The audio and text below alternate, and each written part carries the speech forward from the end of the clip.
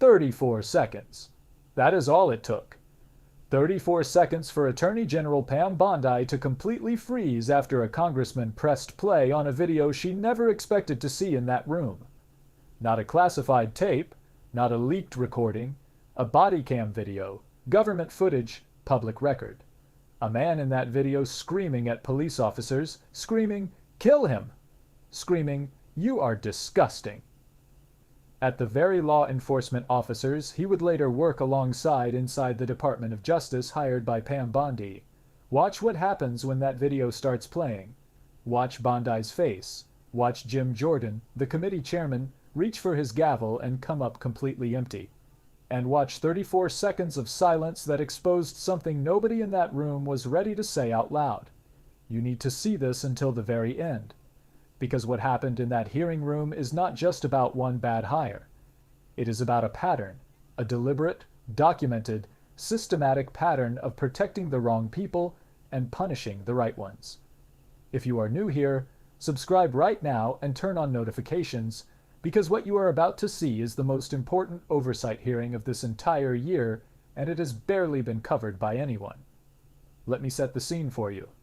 House Judiciary Committee, Room 2141, the same room where these walls have absorbed decades of political confrontation. Tuesday morning, the hearing was listed on the official schedule as a routine oversight session on DOJ budget allocations. Routine.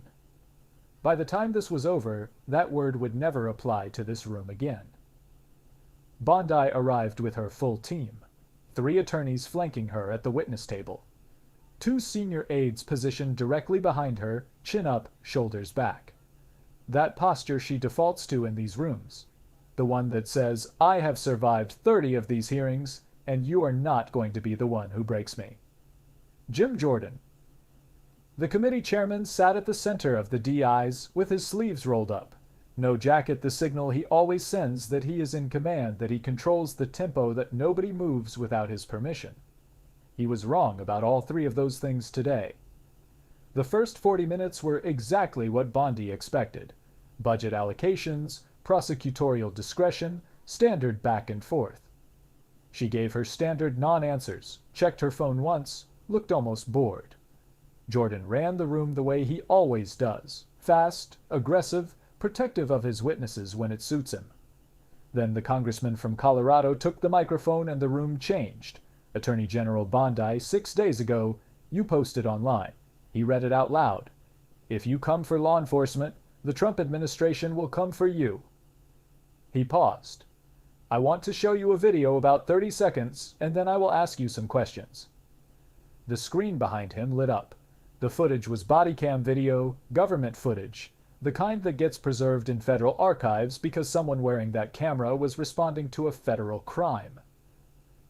A man appeared on screen, middle-aged, agitated, moving through a crowd in Washington. "You guys are disgusting." The voice was loud, raw, and completely unfiltered. "I am former law enforcement. You are the Nazi." And then 3 words that landed like a grenade in that chamber. Kill him. Kill him at a police officer. At a man doing his job, at the exact category of person Bondi claimed 6 days ago she would defend at any cost. The video ended. The congressman looked at Bondi. "Attorney General Bondi. That man works for you now, right?" Bondi's expression did not change. She asked who he meant. The congressman told her his name is Jared Wise. He does work for you at the Department of Justice. Bondi confirmed it. She said yes.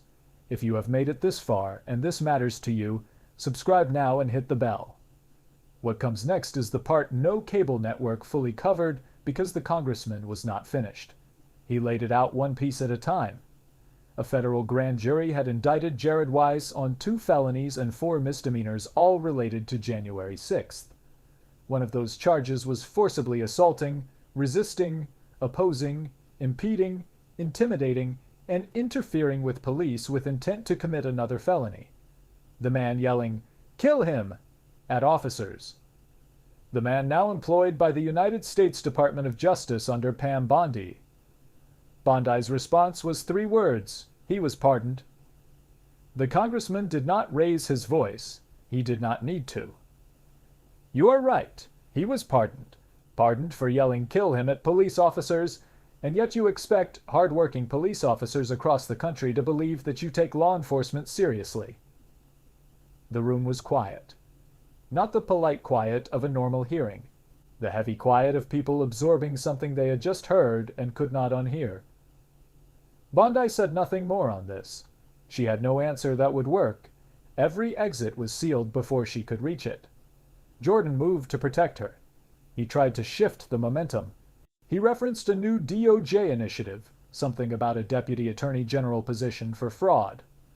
Standard deflection. It did not work because the congressman from Colorado was already asking his next question. He moved to the public integrity section, the office inside the DOJ criminal division known as PIN, created under President Gerald Ford after Watergate, designed specifically to investigate corruption by government officials. When you became Attorney General, the congressman said there were 35 people working in that office. There are now 2. She had gutted it. 35 prosecutors reduced to 2 in a matter of months. Bondi tried to answer the original question about where PIN was created. He cut her off. He asked about the National Cryptocurrency Enforcement Team next. How many people work there today? Bondi did not answer. She tried to redirect. He pressed harder. She still did not answer. He answered for her because the answer was 0. She had eliminated the team entirely, not reduced it, eliminated it. And then he said the sentence that made several journalists in the back of the room look up simultaneously. The President of the United States made $1.44 billion over the last year through cryptocurrency holdings. $1.4 billion. And the team that was supposed to enforce cryptocurrency fraud laws inside the Justice Department had been shut down, not restructured, not reorganized, deleted. Drop a comment right now. Tell me if you think that is a coincidence, because I want to know how many people watching this actually believe those 2 facts are unrelated. Jordan banged his gavel multiple times during this exchange. He tried to restore order. He tried to stop the questions. He reclaimed time on behalf of a witness who was not his to protect. The congressman from Colorado called it out directly. What is funny about this is that the questions I have asked are not trick questions. They are not gotcha questions. They are basic questions about how the Department of Justice functions, and the unwillingness of this Attorney General to answer them in good faith is not an accident. It is the answer. Jordan looked diminished. That is the only word for it. The man who normally commands these rooms from the center of the DIs looked like someone who had shown up to a fire with a cup of water. He had no control over what was happening. He had no mechanism to stop it. He could run out the clock. He could recognize other members. He could bang his gavel, but he could not explain away what the American public had just watched on that screen. He could not unshow the body cam video. He could not unconfirm that the man in it worked at the DOJ. He could not restore any of the 33 prosecutors who used to work in the public integrity section. And then something happened that nobody in the political press was prepared for. The gentle woman from Wyoming was recognized, and the entire temperature of that hearing changed. She was not there to perform. She was not there to score points. She sat at that microphone and she told Pam Bondi about her son, Jordan Davis, murdered. The attorneys from Bondi's own office in Florida during Bondi's own tenure as Florida Attorney General had handled the appeal of his killer. They had worked to uphold the life sentence. They had defended her son's name against a murderer who used prejudice as his defense. She described what that compassion meant, what it meant for a grieving family to have the rule of law stand up for them when everything else had collapsed. She asked Bondi a simple question, yes or no. Would you agree that government officials should be respectful and supportive of victims' families as they mourn? Bondi said yes. She said it clearly. She meant it, or she performed meaning it in a way she had not performed anything else in that room all morning. And then the congresswoman from Wyoming explained why she was asking, because in Minnesota, 2 families were not given that same respect. Alex Prey, an ICU nurse at the VA hospital, killed by federal agents, shot at least 10 times, filmed on his own phone recording those same agents before they took his weapon and opened fire. and the administration's response was not accountability. It was a narrative. They called him an assassin. They called him the definition of domestic terrorism. They said he was holding a gun and threatening officers. The video showed something different. The Congresswoman from Wyoming knew what it felt like to hear lies told about a dead son. She had lived it. And she looked at Pam Bondi and asked her to denounce those statements, to protect those names the way the attorneys from her own office had protected Jordan Davis. Bondi's answer was careful, measured. She spoke about ongoing investigations, active reviews, proper procedures.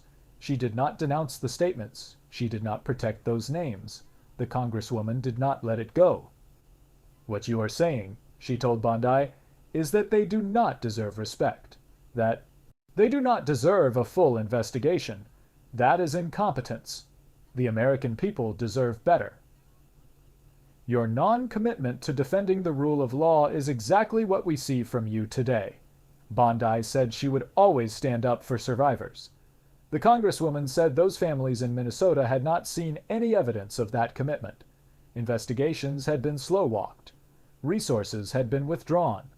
The special agent assigned to one of those cases had resigned after pressure from DOJ officials to reclassify it. Jordan moved to close out the time.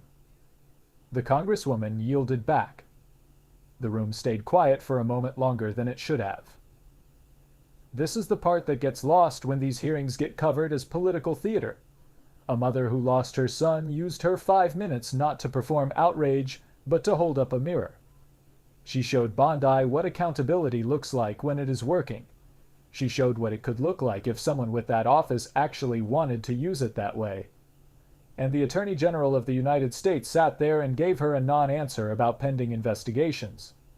After a morning of refusing to confirm how many people work in offices she has gutted. After confirming that a man filmed yelling, "Kill him" at police now works at her department. After being unable to explain why a cryptocurrency enforcement team was eliminated while the president made $1 billion from crypto.